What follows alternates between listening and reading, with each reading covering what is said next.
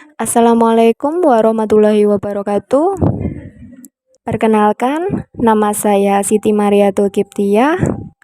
Di sini saya tutor geografi dari PKBM Alfarisi, paket C kelas 10. Di sini saya akan membahas tentang kenali lingkungan sekitar. Pada ruang lingkup geografi, secara umum, ruang lingkup geografi dapat dikatakan sebagai ilmu pengetahuan dengan objek utamanya adalah bumi beserta segala isinya. Kajiannya termasuk segala peristiwa, gejala, atau fenomena yang timbul sebagai akibat dari adanya hubungan interaksi yang terjadi antara berbagai unsur fisik maupun sosial ditinjau dari sudut pandang keruangan. Objek studi geografi meliputi atmosfer. Atmosfer meliputi udara yang menyelubungi bumi. Selain benda-benda langit, berbagai peristiwa pada lapisan udara yang menjadi objek studi geografi. Di antaranya cuaca, iklim, angin, awan, hujan, petir, badai, serta pemanfaatan atmosfer untuk kehidupan. Yang kedua yaitu geosfer. Geosfer merupakan lapisan bumi dengan berbagai karakter yang terbagi dalam lapisan luar, yang merupakan kerak atau kulit bumi. Yang ketiga yaitu hidrosfer. Hidrosfer merupakan lapisan air yang ada di permukaan bumi.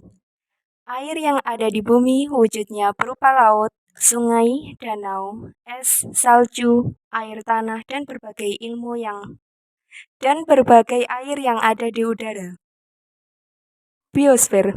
Biosfer merupakan bagian bumi yang berupa tempat keberlangsungan kehidupan serta proses biotik dari seluruh makhluk hidup yang ditunjang oleh lapisan terluar bumi, mencakup daratan, air, serta udara yang menjadi faktor pendukung utama. Prinsip-prinsip geografi, di antaranya yaitu prinsip distribusi, atau yang biasa disebut dengan prinsip penyebaran, merupakan suatu gejala yang tersebar secara tidak merata di permukaan bumi yang meliputi bentang alam, tumbuhan, hewan, dan manusia.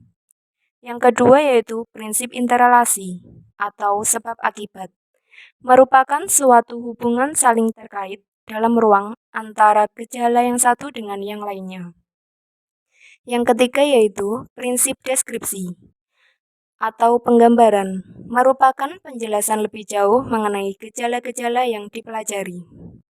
Yang keempat, prinsip korologi, merupakan pengamatan gejala, fakta, ataupun masalah geografi di suatu tempat yang ditinjau dari segi persebarannya, interrelasinya, interaksinya, dan integrasinya. Selanjutnya yaitu konsep geografi.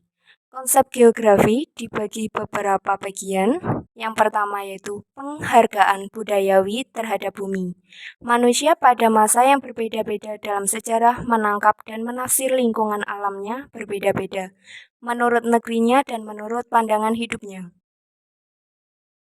Yang kedua, konsep regional atau wilayah. Suatu wilayah dipandang memiliki homogenitas dalam hal bentuk bentang alamnya, landscape, dan corak kehidupannya, mata pencarian, mentalitas penduduk. Yang ketiga, ciri khusus keadaan wilayah. Hubungan antar unsur alam dalam suatu wilayah menghasilkan suatu proses yang memberi ciri khusus kepada wilayah yang bersangkutan. Selanjutnya yaitu lokasi. Lokasi merupakan posisi pasti dalam ruang. Dalam geografi, lokasi mempunyai dua makna, yaitu lokasi absolut dan lokasi relatif. Selanjutnya yaitu interaksi keruangan.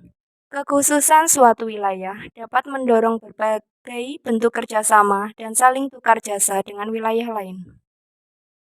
Selanjutnya yaitu skala wilayah. Studi geografis dapat bersifat mikroskopis atau wilayah sempit dan dapat pula makroskopis atau wilayah luas.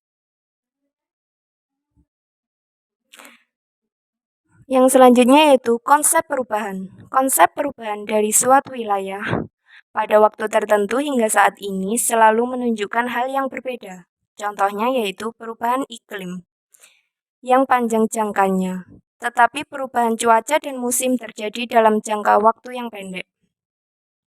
Materi selanjutnya yaitu pendekatan geografi yang dibagi menjadi 5. Di antaranya ada pendekatan keruangan, yang merupakan metode pendekatan yang khas dalam geografi berdasarkan prinsip-prinsip yang berlaku.